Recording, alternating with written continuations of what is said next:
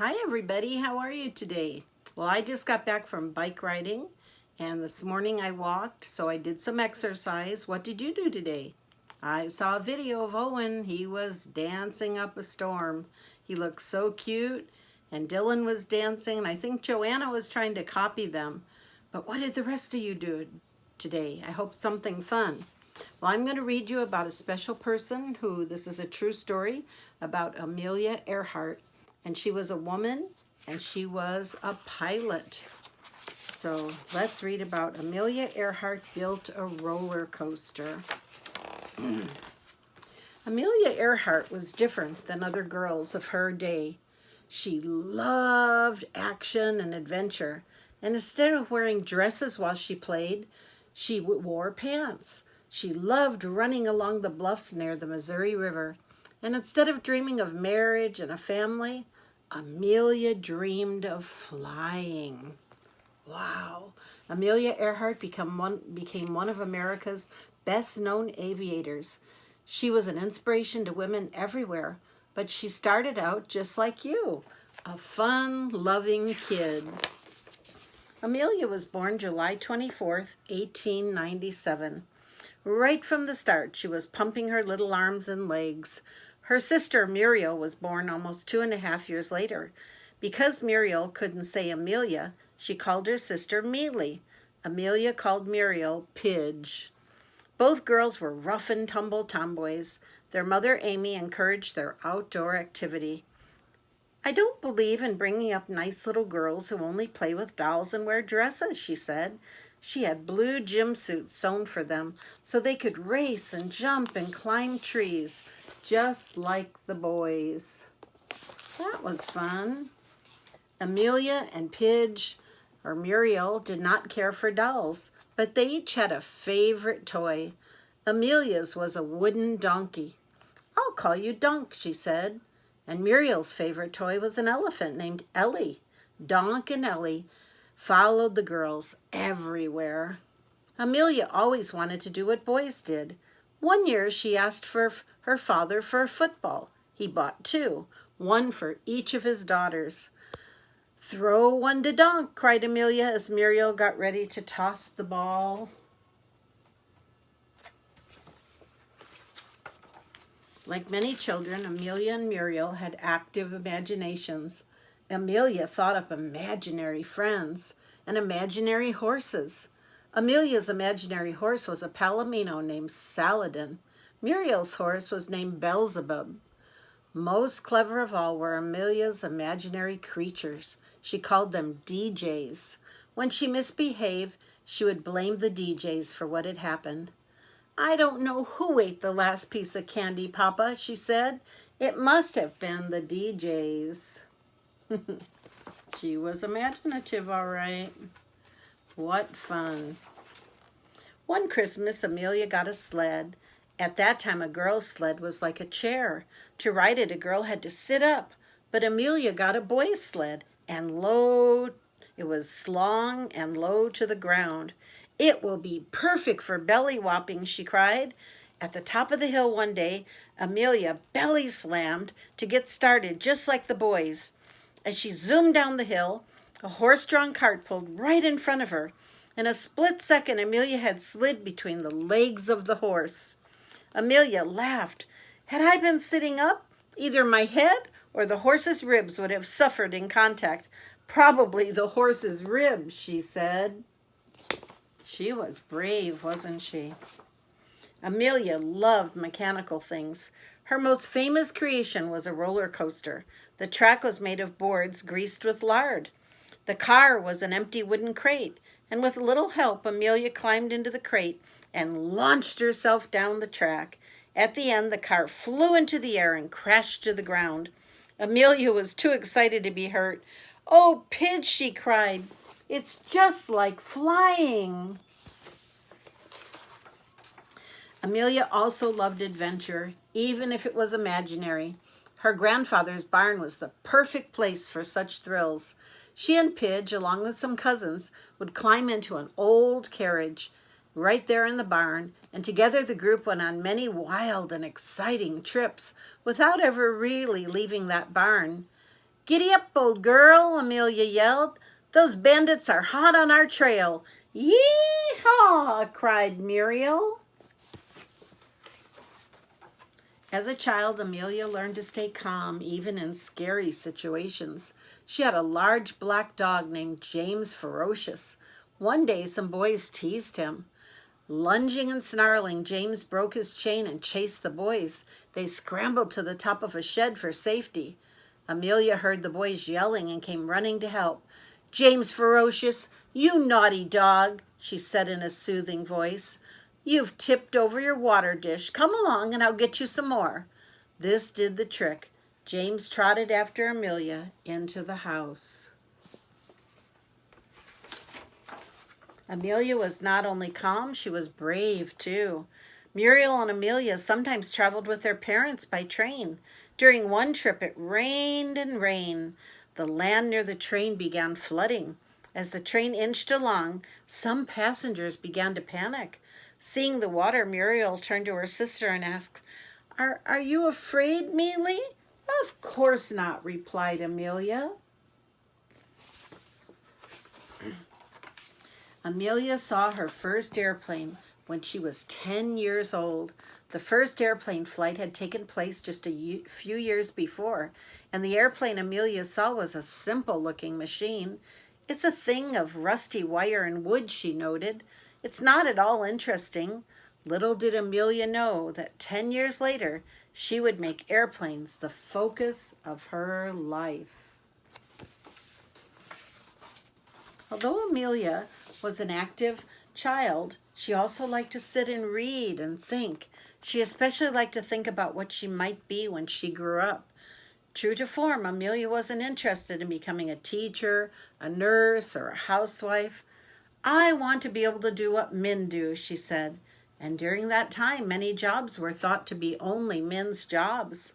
Amelia kept a scrapbook of newspaper clippings about women who were successful in areas such as advertising, law, and mechanical engineering. As a grown woman, Amelia did things that women never had done before. She took flying lessons, and she bought her own plane, which she named the Canary. Amelia was picked to be the first female passenger on a transatlantic flight. Soon after, her flying career took off. She flew regularly, entered races, and spoke to others about flying. Amelia's husband, George Putnam, organized her flights and scheduled the public talks that she gave. In 1932, Amelia became the first woman to fly solo across the Atlantic Ocean. It was a tough trip, more than 2,000 miles long.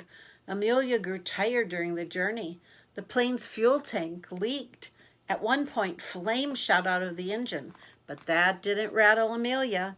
Almost 15 hours after she had started, she landed in Ireland. Her transatlantic flight was a historic achievement. Amelia had become one of the greatest aviators in the world. Although many of her journeys were difficult, she never lost the fun-loving, can-do attitude she had as a child. Wow. And it says, "For years, Amelia had dreamed of flying along the Earth's equator until she had circled the globe. In June 1937, she set out to accomplish this dream. By July, she had traveled more than 22,000 miles. But on July 2nd, 1937, Amelia vanished with her navigator, Fred Noonan. It is most likely that she ran out of fuel while looking for her landing site. For days, the United States government searched for Amelia and Fred, but they were never found. Amelia Earhart led by being an example to others. As a child, she showed a determination to be herself, and as she grew older, she stayed true to what she believed. Today, people are inspired by Amelia Earhart's life of bravery and accomplishment." So what a wonderful story that is about a real person. This is just a fun story called Little Red and the Very Hungry Lion. Woo! This is Little Red. Today she is going to be gobbled up by a lion. This is the lion. Well, that's what he thinks is going to happen anyway. One hot morning, Auntie Rosie woke up covered in spots. There was only one thing for them, spot medicine. Ring, ring, ring, ring, ring. Oh dear, said Little Red when she heard the news. I'll come right away. Oh, so she put some spot medicine in her basket and she waved goodbye to her daddy. She's gonna go help out. How kind is that? It was a long way to Auntie Rosie's house. Little Red walked under the giraffes, over the sleepy crocodiles, and past the chattering monkeys. Oh, what a brave little girl she was. She crept around the termite mounds and under the leaping gazelles. And then she caught a ride on an elephant and waved hello to the meerkats. Whoa.